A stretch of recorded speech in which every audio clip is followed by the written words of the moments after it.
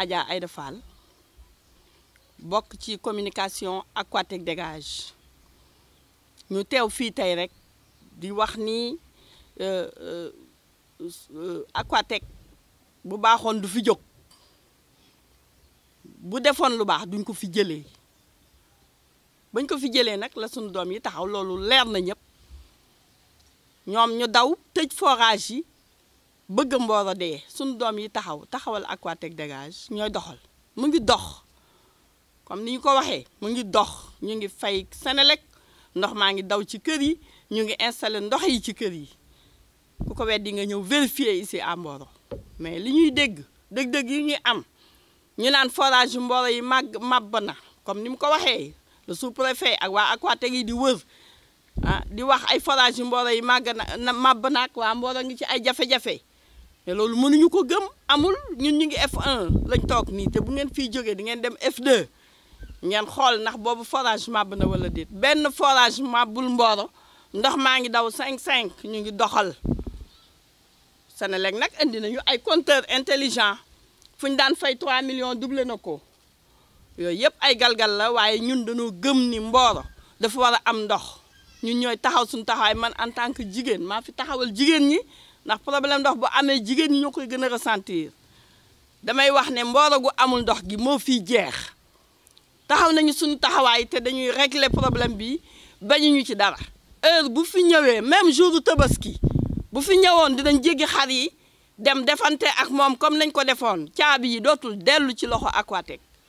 suñu doom yii ñooy doxal kon état na jël ay responsabilités am boole ñoog le ministre de l'hydraulique comme ni ko Asmalik waxee boole ñoog OFOR nañu ñëw jël seeni responsabilités parce que les autorités qui sont là bëgguñu ñoo recevoir bu ñu leen ne ñu toog ak yéen ñu ne duñu toog ak ñun le maire ñoom ñëpp soxlawu ñoo wax ak ñun mais l'état na jël ses responsabilités parce que kii problème bu sérieux la problème mu ndox la problème de vie la dund la ak dee ku naanul dee te ñun daf ñu ko jaral donc ñoo ngi wax fii nii donc problème mu ndoxu Mboro ñoo ngi waxaat le président Macky Sall di ko waxaat soxnaam Marème Faye Sall di sunu naatangoo jigéen nañ ci taxaw c'est un problème très sérieux depuis 7 mois sunu doom yaa ngi doxal macha allah laaw la cat yal na leen yàlla fal cat mu ngi dox normal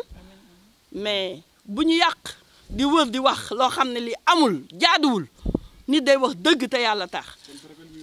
benn forage màbbul Mboro yéen bala ngeen fee génn na ngeen xool bii xool bële na ngeen dem ci kër yi ngeen ubbi robinet yi robinet bu ngeen ubbi mu ngi sotti caabi yi moom sunu kii lañ ci teg loolu moom mooy wax bu gàtt bi ñun du jël caabi yi 7 mois après ñu koy nanguwaat di ko jox Aquatech mu ñuy mbugal ñun du ñu nangu Aquatech di ñu mbugalaat fii xanaa keneen te keneen ku fi ñëwit dañ lay jox suñuy condition incha allah foofu la suñu fayda toll ak suñu fula fii mooy Mboro waaw ñun ndox mi moom daf ñuy jaral lu ne li ñu bëgg mooy tuuma jooju ñu weddi ko amul wax boobu ñuy wër di wax naan forage Mboro ya màbb nag waa Mboro ngi ci jafe-jafe mais loolu amul loolu la ñu bëgg mu leer que ne amul nañu wax dëgg te yàlla tax les forages de Mboro macha allah sont en bon état ndox maa ngi daw ñu ngi def branchement yi kër yaa ku ne yaa ngi ciy gis sa bopp ku ubbi sa robinet mu sotti laaw la cat suñu njaboot gi nañ leen ñaanal sant yàlla te wax état mu ñëw taxaw jël ses responsabilités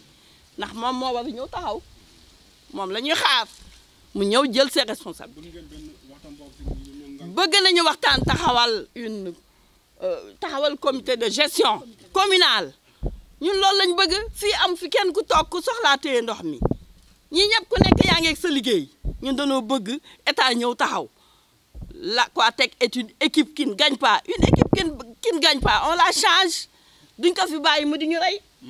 bu doxaloon duñ ko fi jëlee ndax biñ ko fiy teg kenn newul déet foofu la ñuy waxee kon weddi nañu tuuma gi ba mu jeex ku dégg ne forage Mboro yaa ngay màbb xamal ne loolu amul tey amul ëllëg benn forage màbbu fi ndox maa ngi daw 5 ñu ngi fay Senelec ndox maa ngi daw ci kër yi ñoo ngi sant yàlla bu baax bu dollee ñu jël. El Hadj Malick Gueye, le coordonnateur du mouvement Aquatech dégage Mboro. Depuis plus de 7 mois, depuis la récupération de nos forages, nous gérons nos ouvrages hydrauliques nous gérons nos ouvrages hydrauliques très bien et les populations sont plus que satisfaites et viennent s'acquitter de leurs factures d'eau. Et pendant tout ce temps, le sous-préfet de l'arrondissement de Meouane chante partout que les forages ont des problèmes, se sont effondrés et traversent des difficultés sans précédent, ce qui est totalement contraire à la réalité. Depuis la récupération de nos forages, nous gérons très bien l'eau ici à Mboro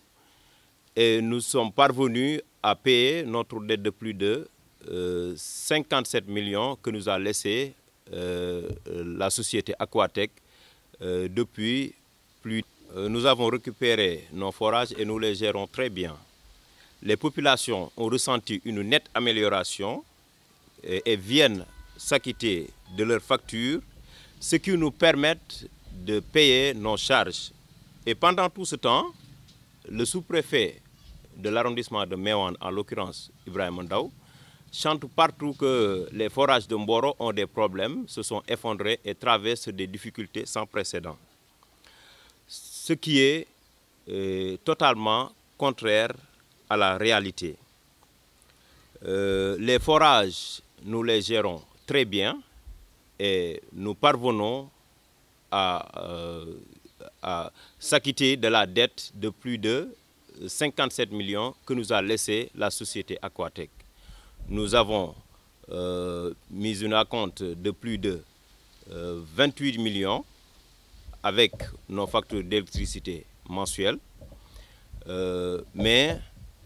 nous traversons aussi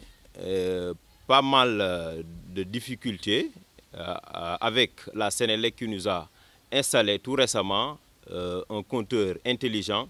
qui a doublé nos factures, ce qui nous permettra, ce qui nous mettra en difficulté de payer nos factures d'électricité. Le sous-préfet chante partout que les forages vont retourner aux mains d'Aquatec qui a une gestion purement nébuleuse, désastreuse et archaïque, qui nous a laissé la dette de plus de 57 millions. Ce qui est totalement contraire à la volonté du président de la République qui a ordonné le ministre de l'Hydraulique à une concertation parfaite avec les populations et les acteurs de l'eau, en l'occurrence la société concessionnaire. Actuellement, ce que nous voulons, c'est de rencontrer les autorités administratives, à savoir le ministre de l'eau ou bien le directeur de l'OFOR, pour discuter de la question. Parce que nous voulons qu'ils nous mettent en relation avec les services techniques et les services de contrôle pour une parfaite gestion de l'eau à Mboro.